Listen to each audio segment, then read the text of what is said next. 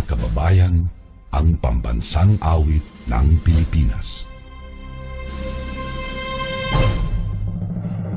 Kayang magiliw, telas ng sinangalan, alam ng puso, sa dibdib mo'y buhay. Lupang hinirang, tuyag ka ng magiting, sa manlulupin, di ka pasisigil, sa nagagang tutok sa simoy at sa langit mong bangaw, ay hinagang tula, kawin sa pagkayang minamahal.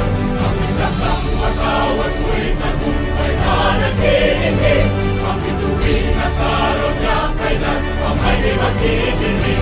Luman ang araw ng walhagit pagsinta, buhay langit sa piling mo. Ang inigaya ng pagkay mga api, ang mamatay ng dahil sa'yo.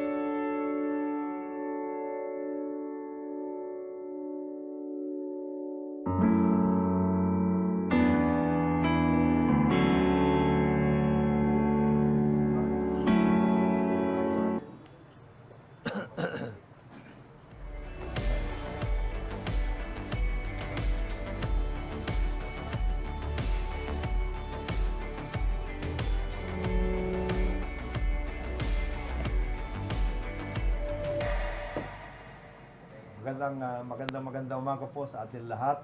Tayo po ay nandito ngayon sa pang-umpisang launching event ng ating forum on issues and concerns from 2020 to and beyond. Bago po tayo mag-umpisa, atin munang pasalamatan at kausapin at pakinggan ng ating host actually dito ang nagbigay sa atin ng kaparaanan para tayo magsama-sama dito, ang ating CEO ng ALC Group of companies, ang media group, si Boss Edgar Cabangon Chua. Salamat, Sir Jonat. Welcome to Politics and Governance. This maiden first, how do you say that? Launching event. Of our forum. Sponsored by the ALC group of ALC Media Group. ALC stands for my dad's name, Antonio Lim Chua. Please allow me to introduce to you the expert, the panelists on today's event. Eunice Celario from Filipino Mirror. Eric Ines, co-convenor. Ma'am Chuchay from Business Mirror.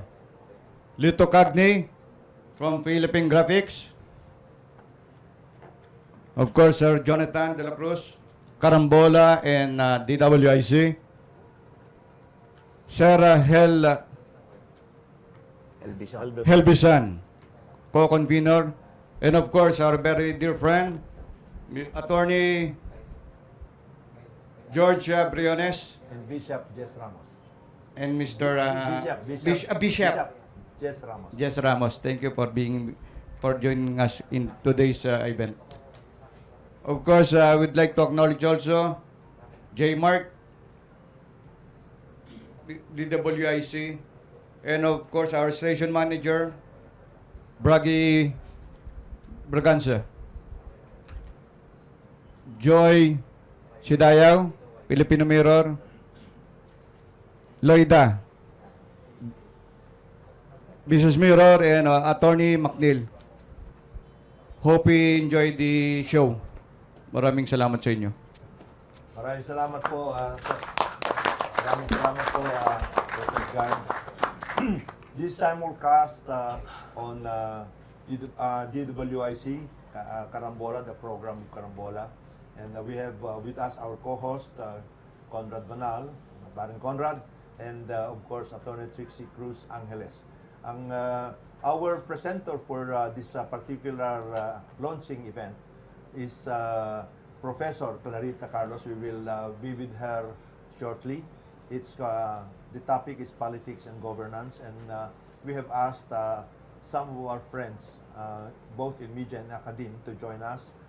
Dr. Professor Tonton Contreras, Antonio Contreras from the De La Salle University, and Professor Alex Magno. Unfortunately, this particular activity was supposed to have been launched last March 21st. So they are not here with us now, but we have with us our other friends who are going to be part of this lively activity. Bishop Jess Ramos of the Christian Alliance of the Philippines, Attorney George Briones, our General Counsel for PFP, and our two co-conveners, Mr. Helveson and Mr. Ines.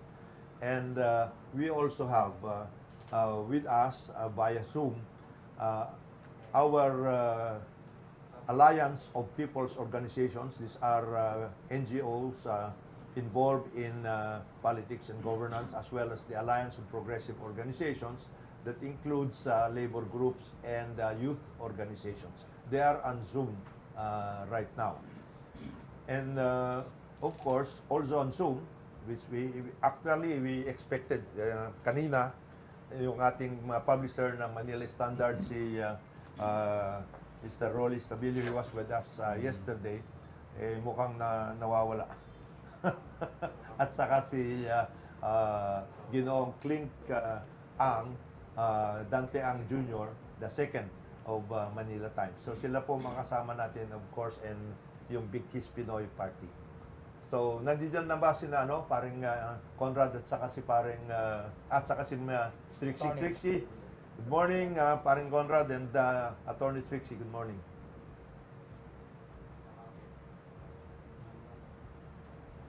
Oh. So ready na ba si Professor Carlos? And with her from remote site sa UP Hostel, si Joel Paredes, isa sa mga reactors. Anak ni kaibigan po natin. So without much ado, we would now like to request the distinguished professor of the University of the Philippines, Professor Clarita Carlos, to make a presentation on politics and governance. Ma'am, magandang umaga po sa inyo. Hi, good morning to everybody. Can everybody hear me clearly? Opo, opo. Okay, that's great because I'm surrounded by, we're here in the garden of the UP Hotel, and I'm listening, at the same time listening to you and listening to all the critters around me in the trees. Okay, Joel has informed me that I have, a few minutes to lay out some provocative observations that I have made as a political scientist. And what I really want to do is condense a large part of what I have seen and observed in our politics, and to what extent the new leadership in July 2022 may in fact address them. Okay, so let's talk about our democratic deficit. And one very clear factor that we see is what happened yesterday, where you saw Pamphilo Lacson suddenly being let go by supposedly his political party, because the top honchos of that political party suddenly decided that they want to change, to migrate to another standard bearer. So why is this happening? I mean, this is both absurd and unacceptable. Well, that's because we have a very, very broken and compromised political party system. Can you imagine how, those people who are running right now, 10 of them, they were not vetted by their political parties, or if at all, they were chosen by political parties which they themselves established at the moment. So unfortunately, the political party system is so compromised that anyone can just, register a political group in the COMELEC and say, voila, I'm already a political party and I will have X as the standard bearer. Now, what is so wrong about this setup? Well, you can have a standard bearer who, galing lang siya sa kawayan and bigla na lang bumulusok siya sa national realm.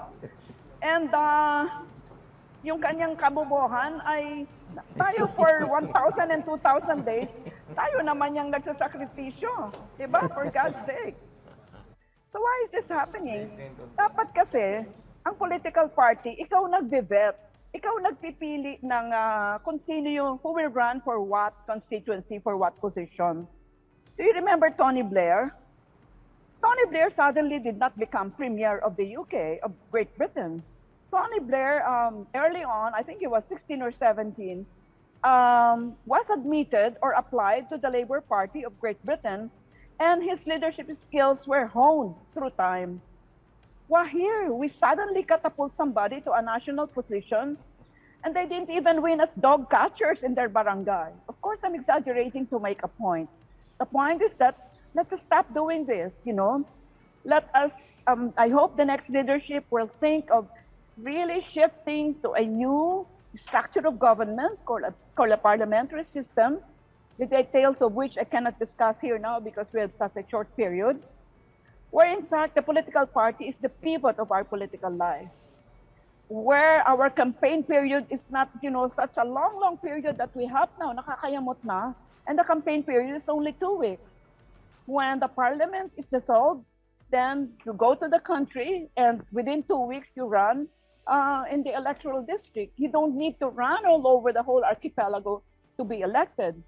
Parang naisip ko, sobrang rami ng salapi nitong mga tao na to, hindi sila maubos-ubusan. May ilang months na ba yung ginagawa nilang kampanya? Okay. So let us leave aside the broken political party system. We already know it's a huge democratic deficit because the political party is supposed to be the interlocutor between the governor, the ones whom we are going to elect, and us, the public. Unfortunately, I don't have a blackboard behind me. I have, the garden behind me. But that would have been so easily illustrated where that absent the political party, you really, I don't know, you have a very compromised liberal democratic system. Now, the other major deficit that I see is that in all the administrations, except those of that one of President Ferdinand Marcos, there is no national strategy. What do I mean by this? By national strategy, we mean that you put together your human and non-human resources, natural resources, and then you have identified goals, and then you tell us, the leadership will tell us how the human and non-human resources will be directed towards the identified goals. We have nothing like that. Of course, NEDA has, X number of chapters that tell you that, okay, this is the national strategy. Of course, some other people will have, all those many titles which they assume to be a national strategy, but they are not. When you have a national strategy and you have 13 chapters, you should be able to crochet together. You should be able to weave together those 13 chapters, and they should be related to each other. You cannot just have a random list, nagliliparan lang siya sa paligid mo. That is not a national strategy. I don't know what to call it. Siguro listahan, parang sa grocery, hindi naman siya magpipinsan. But a national strategy really is something that will stitch together all our human and non-human resources towards identified goals. So that, for example, the next leadership in July 2022 will have to bring together all his expertise his Machiavellian, wily, and strategic thinking to discern how we are going to locate ourselves within a radically different geopolitical environment. The world is so complicated. Are we going to join the Quad if we are invited to be part of that, emerging collective security agreement? What about China, who is our neighbor? Are we going to rely on, again, the promises of, Biden, which promises are in fact there, in the deep lake, Blinken, when those provinces are not in the Mutual Defense Treaty? So, given all these challenges of the leadership, you cannot have somebody there who is intellectually backwards. To be cruel about it, di pwedeng bobo ang maging chief executive ng Republic of the Philippines. Oh? To whom it may concern yan, maraming nagagalit sa akin, it concerns daw a certain candidate or what. No, to whom it may concern, di pwedeng bobo ang chief executive. Okay. The other, I'm just, picking out, I'm trying to remember what's contained in my book on democratic deficits, which nobody reads, by the way. And as far as I can recall now, I have jotted down some notes here in front of me. Then there is that very, very disturbing and concerning, very high level of corruption in many of our public sector agencies. And that high level of corruption, they have to be addressed, and they have to be addressed quickly. Otherwise, we will have more of the same thing. Why is this happening? The quick and short answer is that you do not have enough sanction. If I may be permitted, let me share with you my short stint as president of the National Defense College of the Philippines. I was borrowed from the UP there. I was full professor 12 here. I had the highest rank in the university.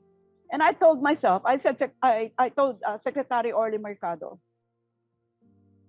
I'm going to prove that because I'm from UP, hindi ako magnanakaw. The number two, dahil full professor 12 na ako, wala naman akong rason para magnakaw. And of course, hindi ako nagnakaw kasi natakot naman ako mapreso. Okay, it's really the number three, which is so important. Bakit hindi ako nagnakaw? Dahil natakot akong mapreso. So, ibig sabihin, you can confront corruption in this country, so deep-seated corruption, if you have the concomitant sanctions mechanism that will make sure that if somebody violates our laws, then they go to jail. Absent those, then patuloy ang pagnanakaw. And the pagnanakaw can be, maliit na bagay at multi-million or billions, no? And you know what I discovered at the National Defense College? Hindi pala ako pwede magnakaw mag-isa. I need 6 other people, including the resident auditor, para makanakaw.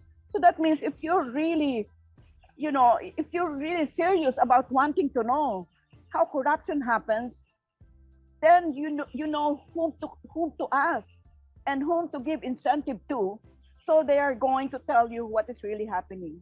And many, many times, you need insider information, whistleblower information. Yung susundan-sundan mo lang yung papel doesn't work. That will not wash. Because kunyari yung bala, piso lang siya, $1 lang. Pero nakalagay sa papel, $2, no? Siyempre, hindi naman ko questionin, wala ka namang kinalaman sa bala. But remember, kanya sa nagdoble ng price, kasi magsasabog ka ng pera dyan sa mga tao-tao hanggang dyan sa lahat ng generals, etc. So do you see, no stupid person, no lazy person can really undertake anti-corruption measures unless they go deeply into the rules. Kasi ngayon lang parang shake mo lang yung puno, tapos naghulog-hulog lang yung mga leaves. Pero hindi mo talaga tinignan yung kanyang kaugatan. All right.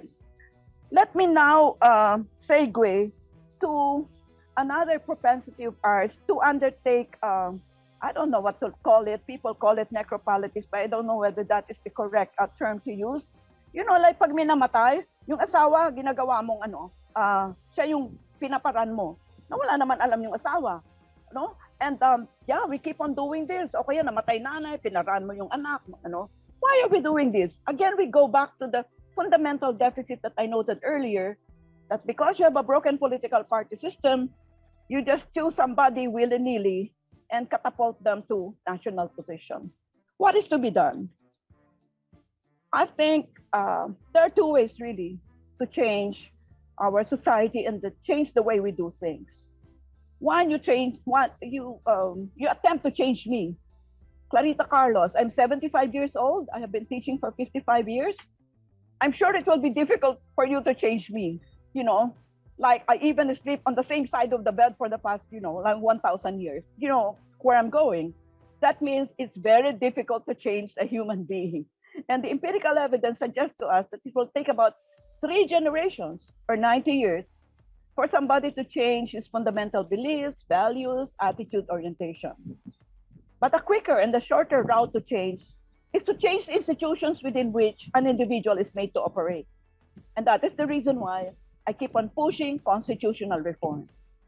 If we shift from a presidential system to a parliamentary system, immediately you will note that there will be no member of parliament who can survive there if he has nothing between his ears.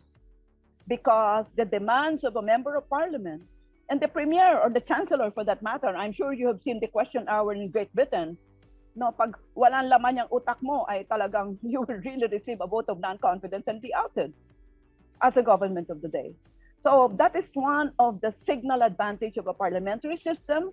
And then as I noted earlier, the political party is the pivot of the life of the member of parliament.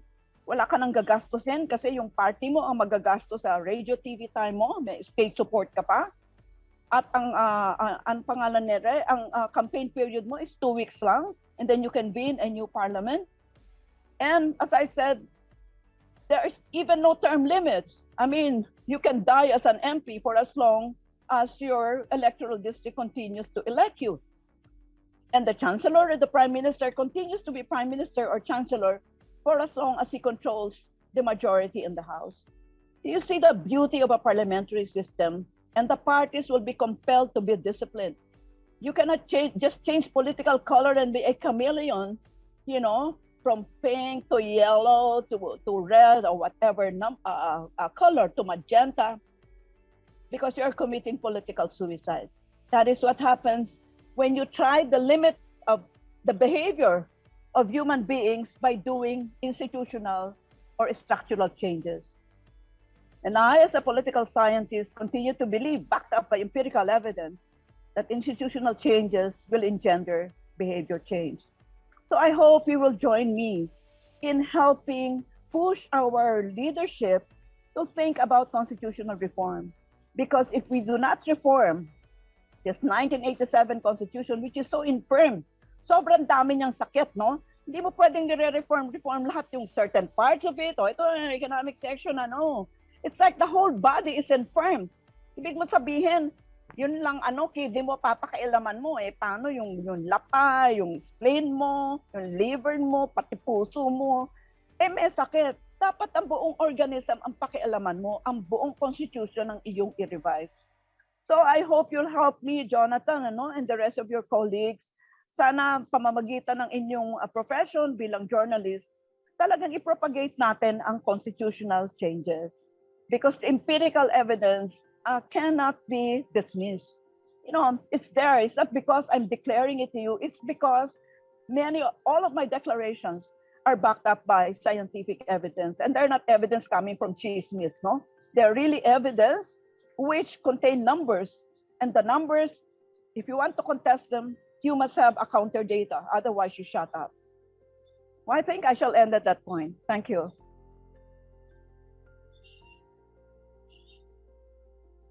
Carlos, you're such a wonder, I would say. Napakaganda po ng inyong mga nabanggit na kailangan natin gawin. And we would like our friends now in media and in academia, including the one beside you, to react to your statements. Si Joel po, nandiyan ngayon. I hope he can join us now and say something. Oh, Joel.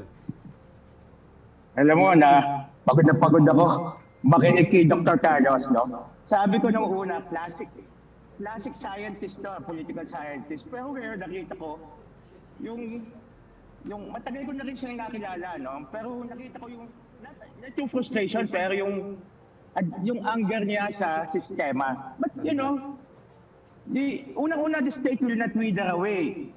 Pero yung sistema, naniniwala ako doon na ito yung problema natin ngayon. Pero reality check muna tayo. After that COVID crisis demolished the government's narrative really of improving microeconomic fundamentals, may problema tayo mas malaki. Yung sabi nga ng Freedom from Debt Coalition, ang utang natin, 11.7 trillion na pesos. Ngayon, there is a high level of corruption. Naniniwala ako doon. Kasi si Dr. Carlos, sabi nga niya, just like her, briefly, nasa frontline ako ng government agency. Briefly, nagtrabaho ako, nag-manage din ako ng ahensya nung magkasabay kami. Hindi mo maalis yung corruption dahil sindikato na yan noon sabi nila pero kaya naman Pero ito ngayon, ang problema natin ngayon, ang laki ng utang natin, hindi lang political belt tightening, talagang economic belt tightening tayo. Lagi nung panahon ni Ginoong Marcos dati, nagagalit tayo sa debt trap. So, I am also convinced that Mr. Marcos had a vision, di ba? Yun nga, may strategy siya. Pero sa tingin ko, yung strategy nito na-stop dahil because ang laki ng utang natin Ngayon, kailangan ba natin na pag-usapan pa? Hindi na. Ang kailangan lang natin, tatanong ko nga kay Dr. Carlos Sabi ko, bakit tayo hindi sumunod sa welfare system? Tuwan-tuwa tayo sa ayuda. Alam naman natin yung COVID crisis, no? So, you have this patronage politics. Ang tulong na, kung institutionalize mo isang welfare system, we can become a welfare state, no? Kasi nag-research din ako many years ago, I don't know kasi hindi naman ako political scientist, no? Hindi ba ang welfare states noon, even before the war, Germany, lahat, hindi naman mayayaman lahat. Ang bansang nag-welfare state, ang Sweden.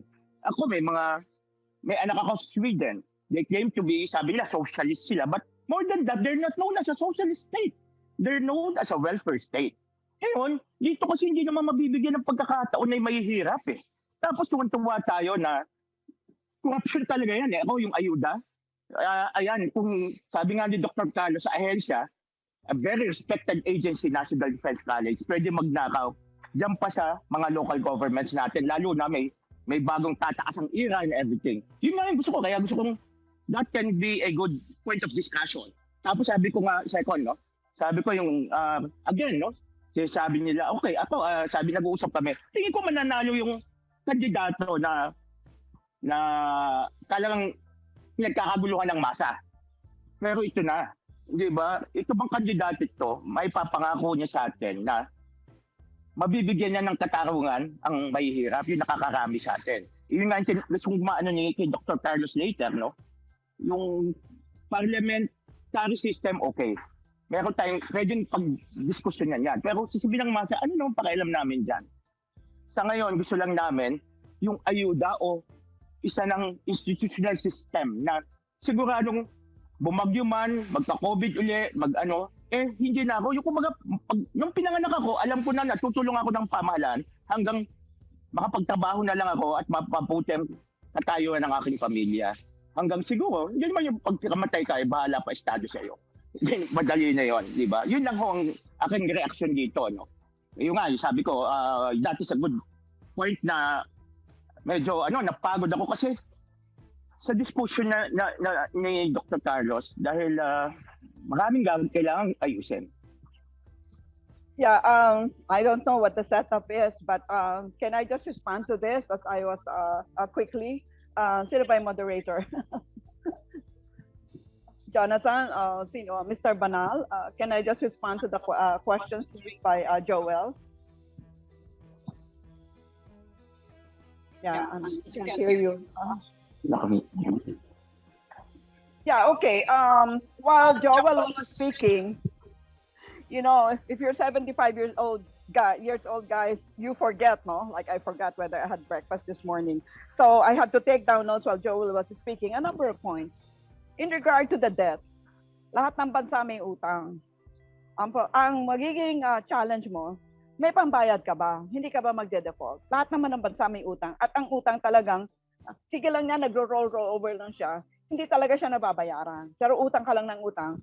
Ang importante, halimbawa nag-utang ka to sinabi mo, sige ha, mag-utang ako tapos magkakaroon ng railway system connecting the, 7,400 islands in the Philippines. Kung halimbawa lang yan, sundan natin yan bilang tao, bilang public, and sabihin natin, ito bang inutang natin ay napunta ba diyan sa paggagawa ng mga railway system o napunta lang diyan sa bulsa ng tao?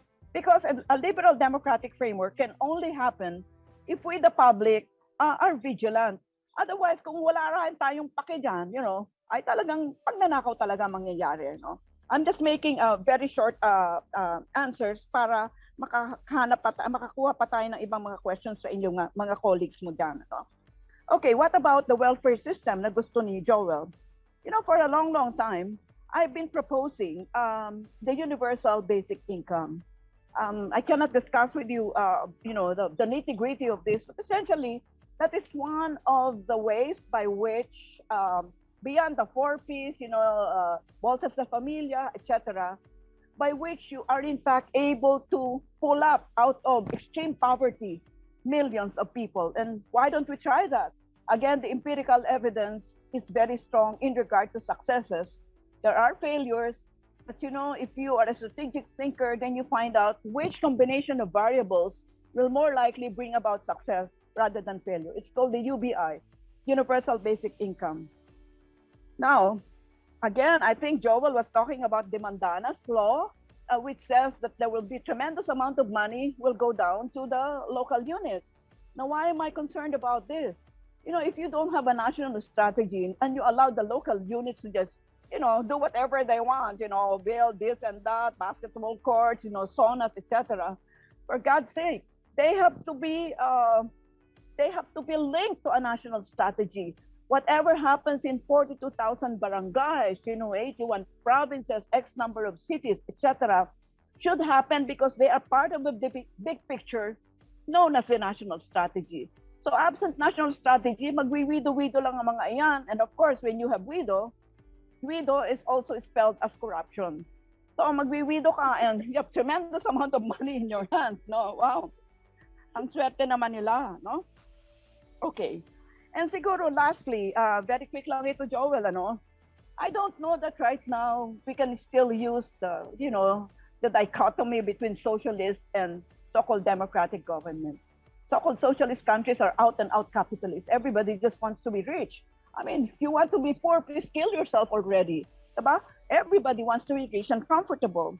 But my continuing admonition is, wag po nating ilagay ang gobyerno sa gitna ng buhay natin. Sapagkat the ones who will really create wealth, the ones who will create value, is the private sector. Kanya, natin, wag nating rentahan yung private sector na talagang sakal na siya ng overregulation. Ang verb ng government is to regulate. Ang verb ng government, hindi command and control.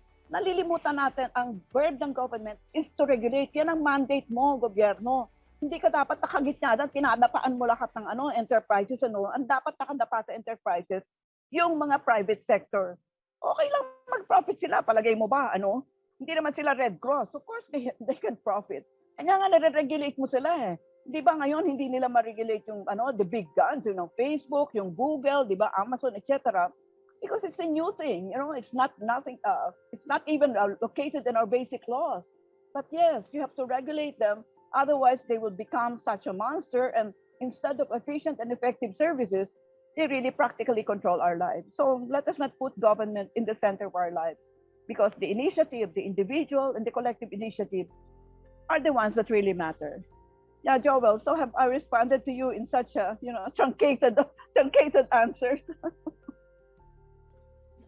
Tumpak. Many thanks, Professor Carlos and Joel. Si Professor Magno and Professor Contreras are supposed to join us also. Unfortunately, we still have to get them to link with us at this point in time. So, if we don't get them in a minute, Professor Carlos, we hope we can get some reactions and some questions from our panelists who are here with us right now. But in the meantime, we would like to ask you, yung national strategy na binabanggit po ninyo sa ngayon, And you are telling us that topsy-turvy ang naging national strategy natin for a long, long time, if there is one at all. Itong mga nandito po ngayon, the ones running now for the presidency have come out with certain statements regarding what they want to do if and when they get elected.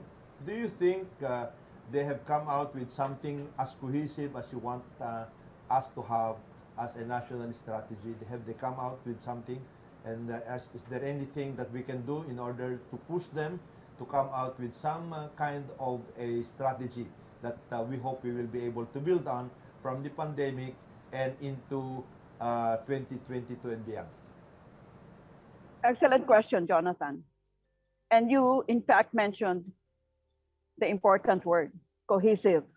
Alam mo, pwede ka magbigay dyan ng sangkatutak na, random list, no? Ito ang gagawin ko, mag-create ako ng jobs, etc. And I'm going to open enterprises, telco, etc. Pero kailangan, Jonathan, you should be able to crochet them together. Why do I use the term crochet, no? I'm sure kasi halos puro wala atang dyan naggaganchilyo sa inyo. Kasi yung my family, mahilig sa ganchilyo. Alam mo, Jonathan, yung ganchilyo, para ka makagawa ng bedspread, kasi favorite ito ng auntie ko eh. Kailangan, di ba, kinukrochet mo siya isa-isa, pero yung bedspread will form from a combination of small bits and pieces of crocheted handicraft, di ba? So, hindi pwedeng nilistahan ka lang. Para yung pinangangalandakan ng NEDA na meron silang 13 chapters na ganito. Tinanong ko yan kay Ernie Pernia. Sabi ko, Ernie, yan ba 13 chapters mo na ba yan eh?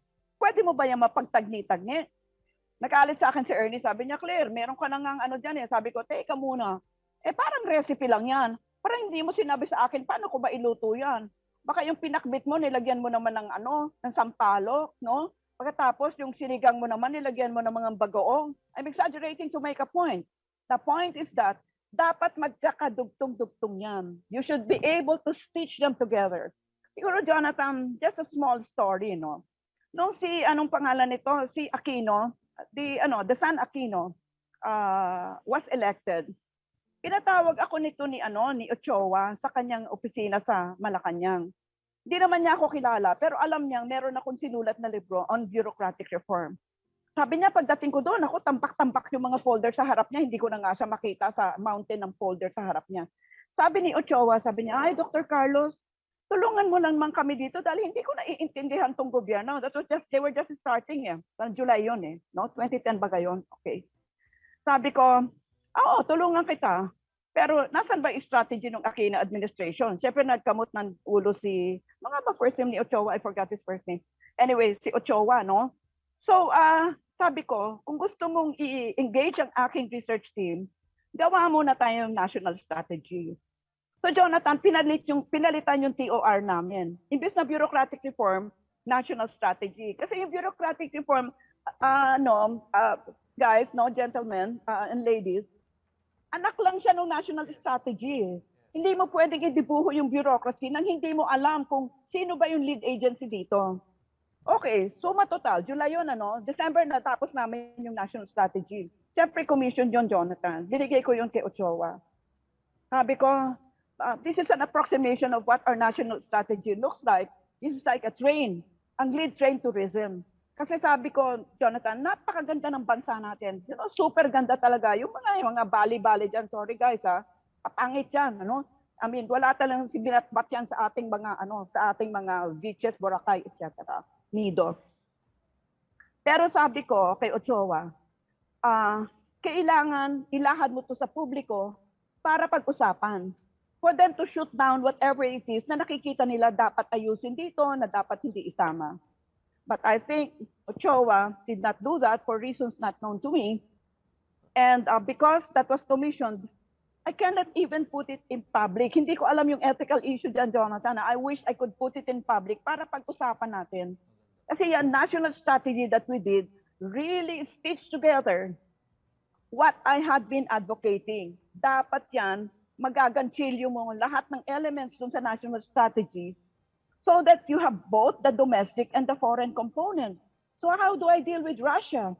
Russia for a long, long time now. When I was in Moscow quite recently, Sabi nila, naku, Dr. Carlos, we really need a status of forces agreement with you. Dahil we are a nation power. Russia is a nation power. And we're also pivoting to Asia. Why sabi ko, magsabi kayo kay Duterte na gusto niyo ng status of forces agreement and you want to exercise and to train with our AFP. Siyempre naman, ang AFP natin, naku, Diyos ko, Jonathan, nung nandun ako sa Moscow, ang unang tinanong ng counterpart ko sa akin, sabi niya, Dr. Carlos, bakit ba hindi kayo bumibili sa amin sa Moscow? Parang 35% mas mura kami. Naku, Diyos ko, mabuti na lang nakaisa pa ng sagot. Ang sagot ko, because we are not training with you. We are training with the Americans, and therefore the doctrine, the equipment, the material, they're all Americans. So why don't we consider, really Russia, Japan, Vietnam, even China would like to train and exercise with our AFP, no? Mukhang si Vladimir Putin ay magbibisita ata dito bago matapos ang term ni Duterte. Di masaya, no? So, anyhow. So, yung sa national strategy, hindi bukod dun, hindi naka-disaggregate ang domestic and foreign policy. Kasi foreign policy is just the policy beyond our shores, but they are related to domestic policies. Okay. Maraming salamat po, Professor Carlos. I would now like to request our friend Lito Gagni, who is the special sections editor of Philippine Graphic, to ask a few Good questions. morning. That was a very fresh insight, Professor Carlos. And sayang because your democratic, your book about this democratic space, Deficit, yes. about the need for a national strategy before local government units can implement their projects. Sayang yun talagang mapagtatagpi-tagpi yung mga kailangan para dito. And then when you said that countries actually have to get into debt in order to push through their reforms. Dito sa atin kasi yung ginawa ng ating gobyerno is to ensure that yung COVID-19 maasikaso. And you were right about that we can borrow, any country can borrow as long as they can have ways by which to pay those debts. Kaya kahit na sabihin mong astronomical, even if you say 11.7 trillion or 12 trillion yung borrowings natin, at least nakarating doon po sa masa. And then nabigyan po sila ng ayuda. In my case, in my little town of Pateros, I was able to get 2 ayudas. Okay na yun, maliit lang, pero it is enough that the government is actually doing its utmost. But then, I believe and I subscribe to your thesis, Madam, that what we need really is a national strategy. In Indonesia, what I understand is what the NEDA, the economic agency there, comes up with. Any new government official cannot just change that. Yes. 25-year yung program. Dito sa atin kasi ang nangyayari, Every pag may administration. bagong administration, may bagong programa. Kaya nga that's why nawawala yung national strategy. And then that I believe is where your parliamentary system proposal comes into play. At saka nagustuhan ko po yan because I covered business, I cover business. And I like what you say that tourism should come in first and foremost. Because what I understand is that the yardstick is that for every tourist that comes here in the country, we produce 1 job. Yan po yung ano. Thank you, Lito. We also have here, ma'am, Professor Carlos, Dr. Chippy Espiritu, the president now of National Defense College, and he would like to ask a few questions. If you can, Chippy, can you just ask the question? I will just have this. Oh, wala. Can we ask Chippy, Dr. Espiritu, to he's on Zoom. He's on Zoom right now. To ask the question because we would like to follow up on what Professor Carlos mentioned. Actually, yung sinasabi ni Professor Carlos tungkol dun sa strategy na nagawa nila during the time of President Aquino, we can actually get a hold of that by way of the freedom of information. There is an executive order on freedom of information, and we can get hold of what Professor Carlos mentioned. Yeah, actually, Jonathan, siyempre, I have a copy of that. ang ethical issue ko really is, kasi it was commissioned, wala akong prerogative na isa publiko siya. Kasi parang sila yung copyright owner eh. Kaya hindi ko siya naiintindihan really yun. Otherwise, it's not any, para naman siya secret document. It is not. Pero sayang naman yung ginawa ng research team ko at pwedeng maging base document yan for a new national strategy, if at all. Yeah, thank you po. We will actually do that through the FOI. Dr. Espiritu, Dr. Chief Espiritu, former governor of Oriental Mindoro and now the president of the National Defense College, would like to ask a few questions. Doc? Thank you very much. Thank you very much, Jonathan. Good morning to all. Good morning, Dr. Carlos. Firstly, I'm Ay, Dr. GP, president ka na pala ng NDCP. Wow! my colleague. Firstly, I'd just like to state that I'm actually president of the Alumni Association of NDCP. But hindi Dr. pala Carlos is a colleague. So full disclosures, he's not only my colleague in the NDCP. We are together in the Board of Advisors of the Philippine Marine Corps. So, Thank you. I just like to say that I totally agree with Dr. Carlos that there must be a national security strategy. And actually, this is to us very basic eh. Jonathan, may I be allowed to share my screen? Please. Okay. This is, can I be given screen sharing, please? Yeah.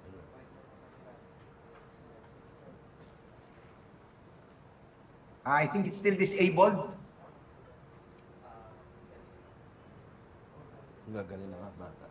Please allow me to share screen. Okay. We're really hostage to technology. Kaya mo. Okay. Now, well, this is my lecture on public governance when I was still teaching, no? But, this is our basic in NDCP, that the people entrust funds to the government who in turn manage funds and resources judiciously. This is the basic ito yung sinasabi ni Dr. Carlos eh. I had this 30 years ago at the NDCP. And NDCP actually was creation of the executive order of President Marcos, Ferdinand Marcos. Yes. Ito nakatali-tali, national interests and goals. From then, you formulate your national objectives, and then your national policies and doctrines, and then your national plans, programs, and budgets, and then nakatali, you are your socio-cultural, economic objectives, plans, programs, and budget. The political is foreign service, military service, civil service, ecological, and then techno-scientific. And so nakatali ang grand strategy. This actually is a basic, it's really a question simply of implementation. Bringing it down to the local level, and Congressman Jonathan is so used to this. You need somebody, you not only need a plan, because kung plano lang yan eh. You need somebody who will really tie it up. And it cannot also just be the president. Maraming ginagawa, maraming iniisip dyan, basically strategic. You need an administrator. As Congressman Jonathan was provincial administrator, siya nagtatali-tali ng plano to ensure that they're implemented properly. But I totally agree with Dr. Carlos that we need a national strategy, and even as early as now, I will respectfully suggest that this platform be in place so that the people will see what a candidate has to offer. And when the elected president assumes office, he can hit the ground running. May plano na eh. Implementation lang. And even in the choice of officials, this will guide him. Because hindi ba naman pag may job description, anong gagawin? May qualification standard siya. So who can carry out the job? So it even helps in the selection of officials, in the vetting. So it should really help. And then I'll go to the next point of Dr. Carlos, corruption. Kaya ako na full disclosure, we agree on so many things eh. This is something made by my public art student in 1996. At tingnan nyo, nakakompay ito ng transparency.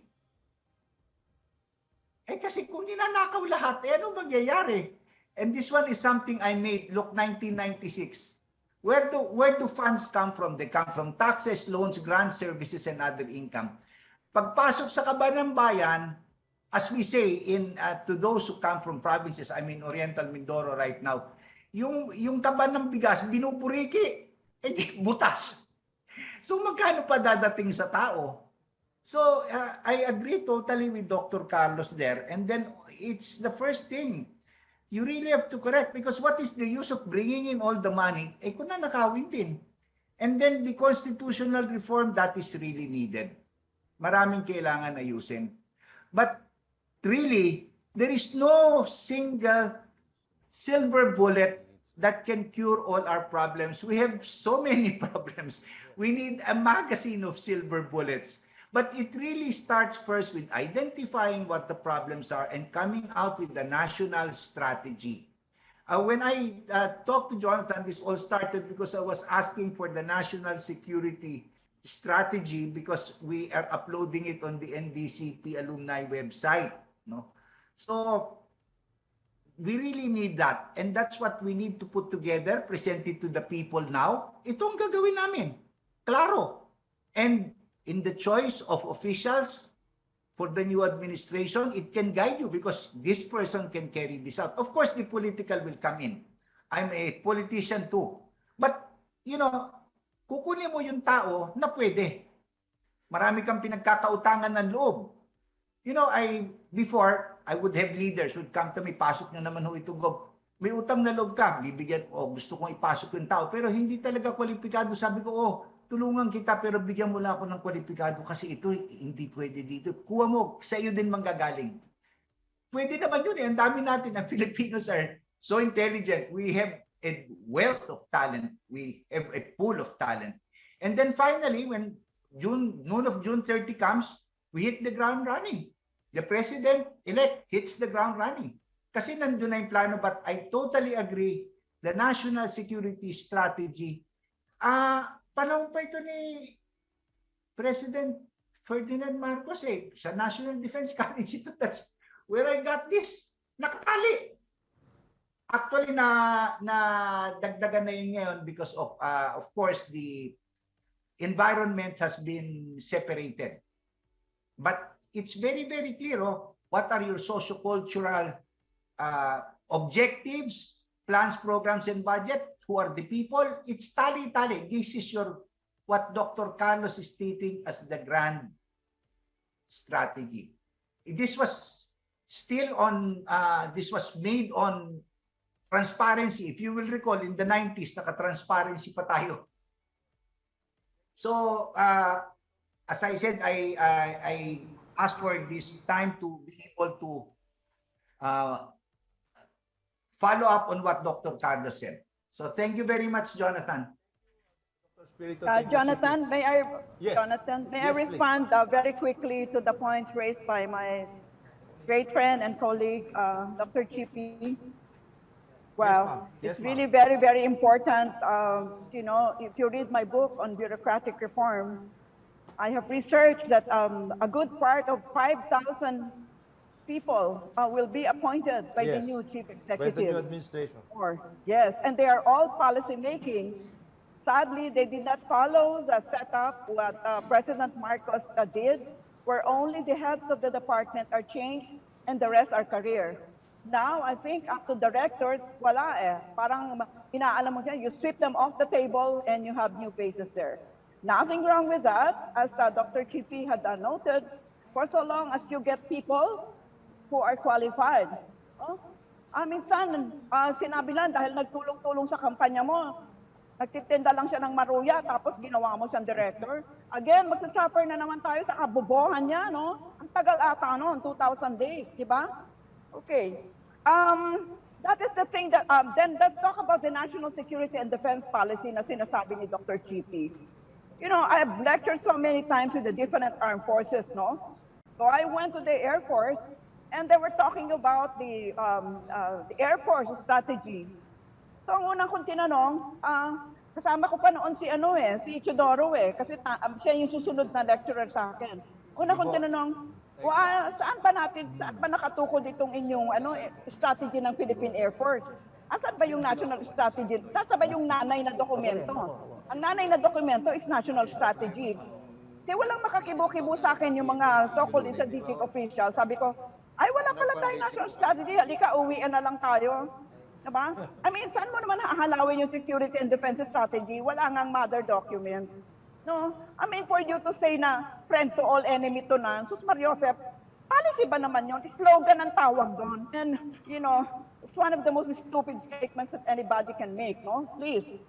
Friend to all, enemy to none. Hindi po yun foreign policy. Ang tawag doon tamad slogan.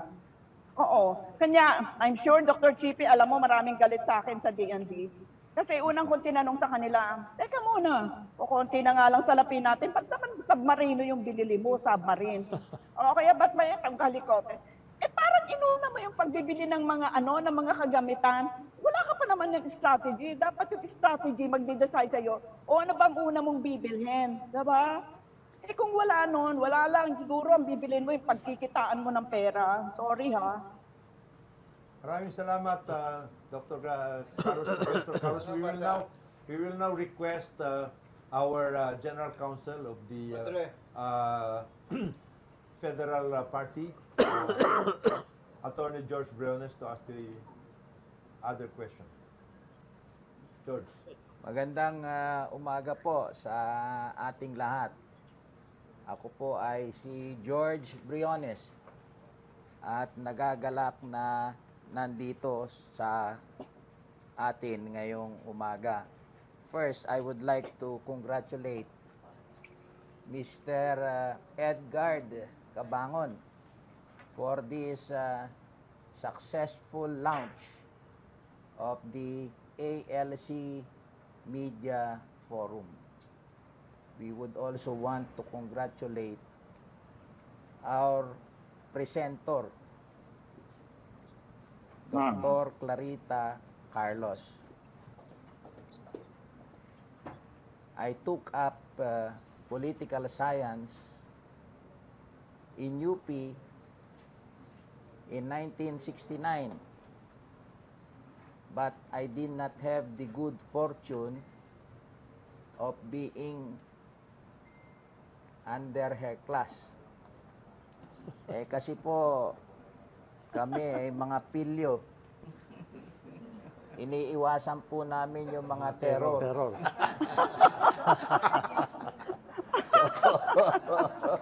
Anyway. Thank you, George. Salamat. I am catching up po. I am catching up today and in all your almost daily appearances in social media. And I am glad that you are well and hearty. And may I now make my short remark? I agree with your observations. Number one, that we must have a mature political system. And number two, that there is a need for the amendment of the Constitution for structural changes. And finally, there is a need, a daily need, to combat corruption. And if we look at the present administration, I think leadership by example help. And one's experience as a local government administrator also help. So, congratulations to the ALC Media Forum. Mabuhay po kayo, ma'am. Ngayon na lang po ako mag-aaral sa inyo. Pagpatawad na po. Magandang umaga po sa ating lahat. Thank you, Attorney George. Actually, nag-umpisa akong magturo. 3 years bago ka nagpunta sa UP. Ikaw talaga, iniwasan mo ako. Anyhow, ang maganda yung tinuran mo. Talagang totoo that leadership example matters. The demonstration effect is very, very powerful. Nung malaman ng mga tao sa National Defense College na hindi ako magnanakaw, hindi pwedeng down the line, yung 126 na military and civilian staff ko ay merong magnakaw. Kasi ako, mabilis ako mag-dismiss eh. Unfortunately, Jonathan, siguro a third of those na nasa NDCP na maraming katiwalian, I tried to dismiss them, hinarang naman sila ng CSC. Kasi sabi, paano naman Dr. Carlos nag-dismiss mo yan?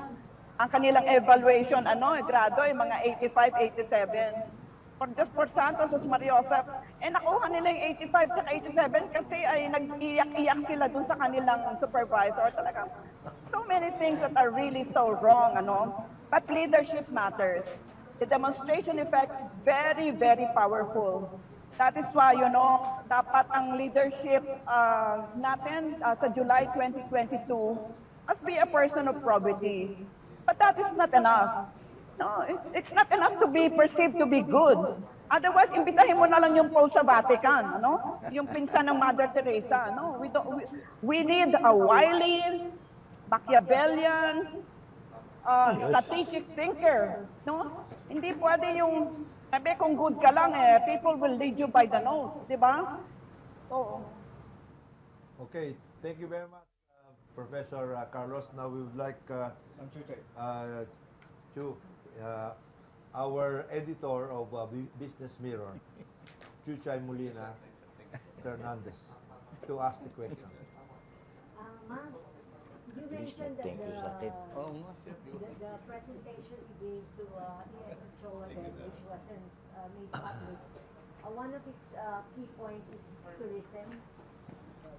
Tourism, yes. Tourism. Can you speak louder, Chuchay? Yes, ma'am. You mentioned that the document you submitted to then ES Ochoa, one of its key points is tourism. Would you have a suggestion on moving forward from 2022? What do you think should the next administration have as its main pillars or anchor for its national strategy? For instance, would you say that besides tourism, energy should be given a high priority also, considering that it's a very, very raging issue now and it touches all energy issues, touches most of our lives? Yeah, okay. The reason why I hope Jonathan will be able to summon that document, para makikita niyo yung context ng why tourism should be the lead train. Pero siyempre nakatahi na doon yung energy, transportation, yung medical tourism, yung health, education, and so on. Ano yan tagni-tagni siya. Yeah, pero if you're asking me for a broad framework that a new leadership should follow, Yes, ma'am. actually, if you're my friend on Facebook, makikita mo yun sa pinost ko. Alam ko, moonshot yun, pero it can be done. The Congress, in July, when it convenes, can already constitute itself as a constituent assembly and work on 15 or so drafts already of what a new constitution would look like. 2023, the following year, you present it to the people in a referendum. If they agree, the following year, 2024, you have a new parliament. And what is the beauty of a new parliament? You can have a leader there who can be a prime minister or chancellor for as long as he lives or for as long as he has the majority in the House. And you don't have to, go through this long, very expensive campaign period because, to repeat, the campaign period is only 2 years. But the codicil there is that you cannot have members of parliament who are bobo, who are intellectually vacuous, Kasi hindi sila talaga makakasurvive doon. Maraming salamat po. Many thanks, Professor Carlos. Actually, my information is that there is a group right now, and it is composed of people who are working with the candidates, proposing to have a constitutional convention Because if you rely on the Constituent Assembly, it may not be possible at all to assemble that Constituent Assembly, precisely because of the interests that are already in place in both houses of Congress, and they may not be able to overcome those challenges. The other thing that we had wanted to ask you, ma'am, is this issue about renationalization.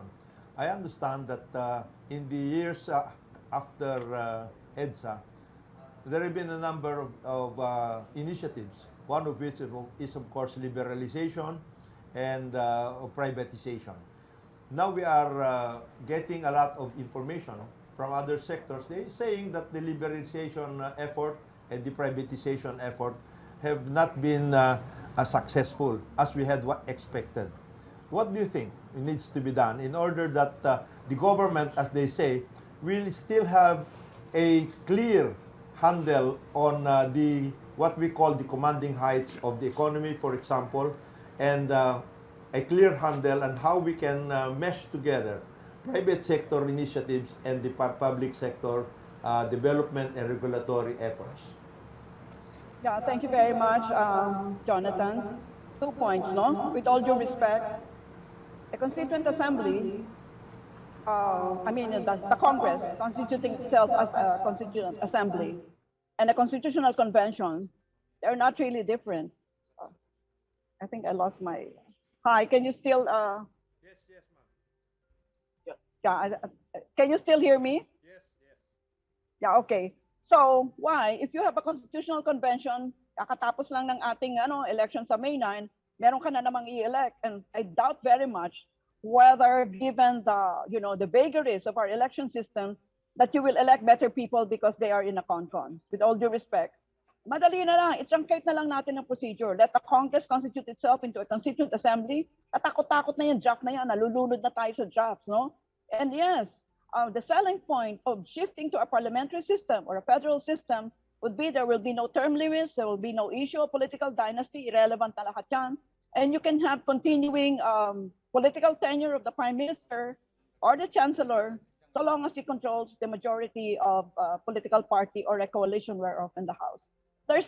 Unfortunately, Jonathan, this discussion is not really about structural changes, but if I were to discuss that with you, then you will really see the beauty of why we need to shift to a parliamentary system. The Republic is as old as I am. I'm 75 years old and one of my legs is already in the grave. Yung Republic, parang teenager pa siya. Hindi niya alam kung sino siya. Nagpapatiwakal siya, doing self-harm, etc. No? Why are we doing that? No? When in fact, you already have a change. And this kind of change is empirically grounded. There are numbers. And as I said, you cannot quarrel with the numbers. And if you want to quarrel with it, you'd better present counter data. Otherwise, you zipper your mouth. No? Well, the other thing about liberalization. Ako kasi, Jonathan, globalist ako eh. For God's sake, ako talagang ayaw ko yung nation state. That's the reason why I teach a course on geopolitics because people are quarreling over land. Dinivide natin yung karagatan into 6 sa South China Sea, no? Yung airspace, dinivide din natin. No? Yung lupa, dinivide din natin. Kashmir, Cyprus, etc. Let us liberalize. But let us make sure, let us open all our industries to any or all. Wala akong pakialam kung galing pa sa Jupiter o Pluto yung kanyang ownership. Basta mabilis lang yung internet. Pakialam ba kayo kung sino may-ari niyan? Hello?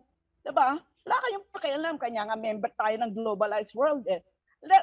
Sus Mariosep, Jonathan, the words nationalism and patriotism, they are bad words, That's why I tell my students here in the UP, guys, you're not Filipino citizens. We are developing you to be citizens of the world. Para pwede kayong mag-aral anywhere, to marry anybody, miski ang kulay ng kanyang balat ay white, violet, yellow, etc. Ay, nga citizen of the world eh. So, pabayaan mo mag-liberalize tayo, but make sure, hindi ba ang favorite verb ng government is to regulate. Whether owned ba siya by locals or owned by foreigners or whoever, multinational corporations. I-regulate mo siya. Lalo na pag sumusobra niya yung kanyang monopoly at masyado na siya nagpapayaman. Kanya nga regulator ka bilang government eh. Huwag na nating pakialaman who owns it. Wala na tayong pakialam doon. Ang pakialam natin that they deliver a quick internet. Yung hindi unstable ba? Diba? Yes, ma'am. Okay. Maraming salamat po, Professor Carlos. We will now request the CEO of ALC Group to ask the next question. Okay, Bob. Thank you, sir. First of all, I would like to say thank you to Sir Jonathan. The ALC Media Group is now able to meet Dr. Clarita Carlos. Napapanood lang po namin kayo sa TV, and now we are Thank very you. grateful. Right now, we're in this maiden issue or maiden event of the ALC Media Group. So during this discussion, we are very sure that it is very imperative that we should amend our constitution, and that the late President Ferdinand Marcos is right, or was right, parliamentary form of government. Ma'am. Yes. Yeah, Nice meeting you, ma'am. yeah, Mr. Ed, is that the question of whether the parliamentary system is the best? It's a question. Yes. Yes. Yes, it is. We are not saying that presidential no? system is bad. What we're saying is that if you add the pluses and the minuses, you'll have more pluses in the parliamentary system for reasons which I have already noted earlier. But unfortunately, Ed, there's not enough time. I teach this in one whole semester. You can imagine I have to truncate. I have to truncate all the things that I tell you now, and kaya medyo abbreviated yung mga sagot ko. Yes, a parliamentary system will really be a solution to the runaway and compromised political party system that we have now. So, but yes, I think I forgot to note, Ed, another point, no? There is no longer such thing as a command vote. Assuming for the sake of discussion that, you know, you pull the rug from under Ping Lacson and you say, wala na yung party ha sa'yo. But will the party deliver warm bodies? No, we're not stupid people. Porque sinabi pa ng political party ko, magbotos kay ganito, boboto ako. Hello? Diba? So, I don't know about command vote. So, ma'am, it's really imperative that we should amend our constitution because of the multi-party system. Yes, and by the way, wag mong ilalagay ang political party system sa constitution. At saka yung constitution natin, super daldal. Please, ilang piraso lang dapat, isang pahina lang dapat yung constitution natin. At wag mo ilalagay din yung party system. Tandaan nyo si Angela Merkel. Why did she stay for 16 years as Chancellor of Germany? Yes. Kasi wala sa kanilang basic law yung political party system, kasi you allow the dynamics of the system to bring it about. It can be one party during war, it can be multi-party, it can be bi-party. Kasi yan nakasalalay din dyan sa electoral reform, no? Na, ay nako, medyo masalimuot yan. Very involved discussion yan. Saka ako na i-discuss sa inyo yung mixed single member at saka proportional representation. I have to take advantage of this opportunity. I hope you don't mind, Doktora. What is your view regarding the Russian-Ukraine war? What is the implication in our country? Well, dapat po wag kayong magtamad ha. Magkalkal kayo ng kasaysayan. Alam nyo, nung nag-declare ng Russian Revolution si Lenin, di ba pinagpapatay lahat ng Tsar, no? Ng family niya Tsar. Tapos nag-declare siya ng bagong socialist revolution sa Russia. Ang dalawang countries na naging core ng USSR, Union of Soviet Socialist Republic, ang Belarus at Ukraine. Kaya tama si Vladimir Putin nung sinabi niya, the Ukrainian heart and the Russian heart, they beat as one because they have the same religion, the same language, the same shared history. Bakit napikon na talaga si Vladimir Putin dahil dyan sa tinamaang NATO na yan. Naku, pag nakadinig ka kay Macron at sa yung Italian Prime Minister si Draghi, di ba sinabi lang, NATO is dead, wala nang army yung tinamaan ng NATO na yan, no? Because that was detritus of the Cold War. What NATO promised to the USSR when it disintegrated in 1991 is we are not going to push the frontier of the Western Alliance towards the boundary of Russia, which is Ukraine. I-configure ninyo yung map ninyo sa nyo. That is not to justify Putin. I am explaining why Putin did what he did. And by the way, Russia has been trying to be a member of both the EU and the NATO, and they spurned him so many times. Si Bill Clinton, talagang sinuplada niya talaga ang Russia. So let's pay attention to this alternative history. Unfortunately, nalulunod tayo sa Western dominant discourses. Please no, bilang scholars, bilang journalists, magkalkal po tayo ng kasaysayan. Is this going to spill over? I think not. This is going to encapsulate. I'm glad they are continuing to talk. And nakuha na ni Putin yung gusto niya na hindi na magiging member itong Ukraine ng NATO. And by the way, si Zelensky, gwapo man siya, no? Parang hindi siya magaling na tao. Alam niyo ba, pinreso niya lahat ng mga opposition. Pagkatapos lahat ng mga radio and TV station ng opposition sinira niya. Nakikita niyo ba yan sa mainstream press? Hindi ba ga? They paint Zelensky as wow, the nice guy. Lahat ng parliament nagsasalita na siya, no? So let's be scholars, please, when we look into this Ukraine-Russia conflict. And as I said, Russia already got what it wants, and I'm sure there will be a peace agreement within the next week or so. And by the way, one unintended consequence of this is we are moving away from the dollarization of our economy. Diba sabi ni Putin, gusto mo bumili ng gas ko? Bayad ka ng rubles. No? Ngayon nagtinda-tinda siya sa India, and sabi ng India, sige, exchange na lang tayo, rupees and rubles. Meaning moving away from the dollar, the dominance of the dollar. By the way, another footnote in history, if you will, mga bata pa kasi kayo pero during the Cold War, ang India ay satellite ng USSR. Kaya tandaan niyo yung mga kasaysayan na yan. Kasi hindi pwedeng nakikinig lang kayo dyan sa mga mainstream media, no? Sige. Maraming salamat. Ma'am, now, I'm sorry. Very last question, ma'am. If our next president will appoint you in his cabinet, will you accept it? Diyos ko, ang tanda ko na. I'm 75 years old. And I'm so lazy. Saka alam mo, Ed. I'm very impatient with mediocre people. Ayaw. I would like to remain as a scholar scientist. Okay. Maraming salamat po, Professor Carlos Tully. Are there any more questions from the panel? Bishop, do you want to ask a question? Wala akong question, but I Just a statement. Great. Si Bishop Jess, Please focus. si Bishop Jess Ramos po ito. Bishop Jess. Good morning po, Professor. Na lang ako doon yung nabanggit nyo kanina about the corruption and the problem of the human situation and transformation. Well, number one, sa ating modern days kasi, we always talk about the human politics. But first, I just want to say that the origin of politics is no other than God. But of course, God is a righteous one. Now, because of the disobedience of people, nagkaroon po ng chaos the whole world. So, ang tao, they started to do their own ways.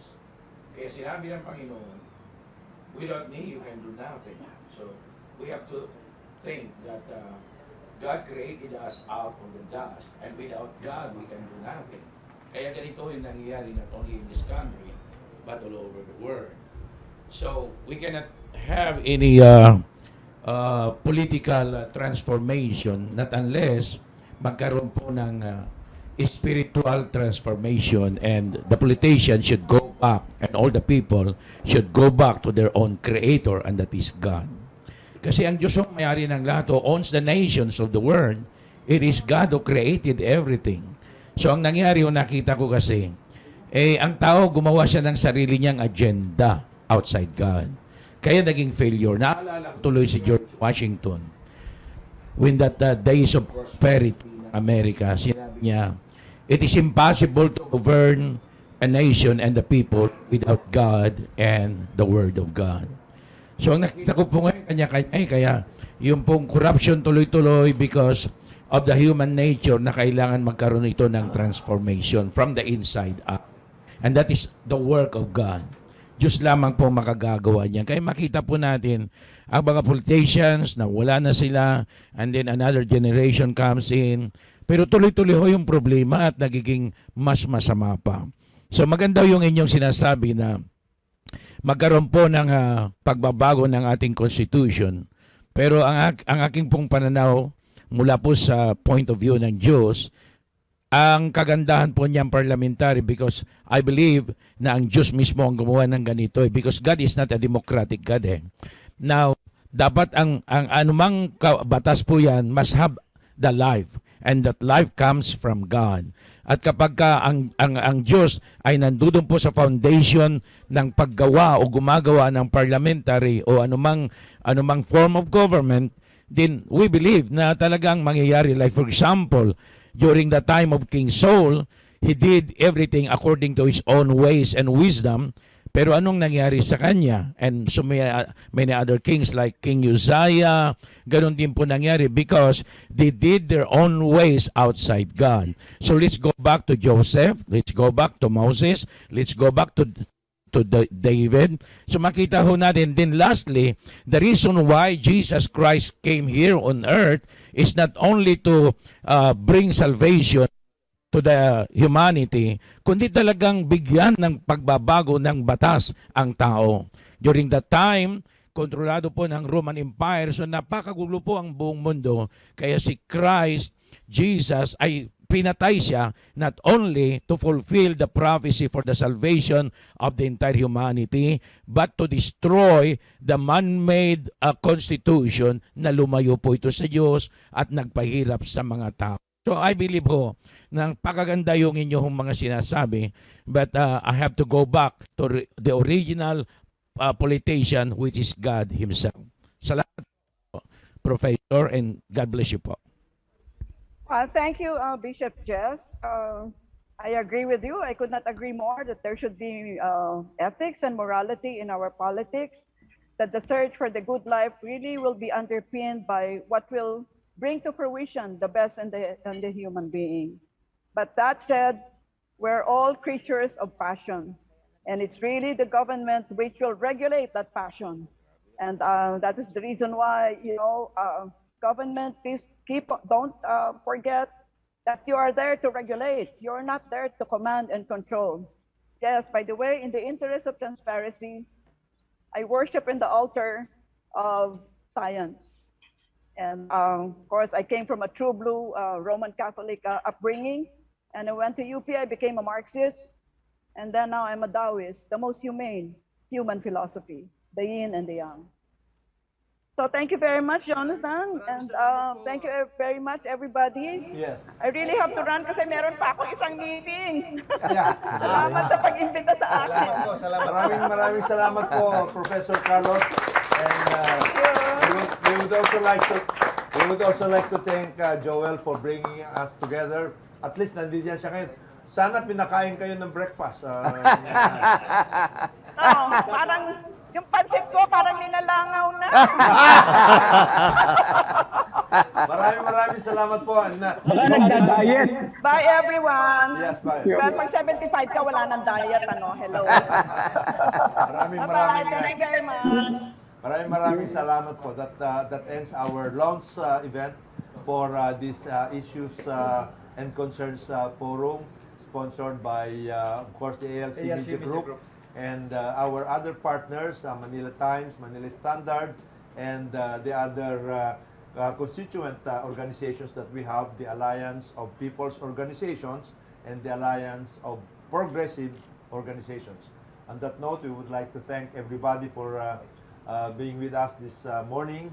And this is, as I said, this is just the start of our series of discussions on various topics involving the nation and our concerns for the future. Maraming salamat po. We thank our boss, the ALC Media Group CEO, Attorney George Briones, Bishop Ramos, Mr. Bon Helbison, Mr. Lito Gagni, our editor, Chuchay Molina, Eric Ines, and of course our other friends who are here with us right now, and our group our Carambola Group in DWIC. Maraming salamat po. We look forward to the next undertaking, which is going to be finance and the economy. And our discussant will be Dr. Eli Rimolona. And of course, our reactors will be the business editors, including our good friend and co-host Conrad Banal. Maraming salamat po. Thank you. Kain na na. Kain na na. Ay, salamat. Bawa naman sila, kailangan ng pansit. Alex, congrats ha, Jonathan. Thank you, sir. Nandito kayo. Oh. Ambassador Tomosco, Jonathan. Sir,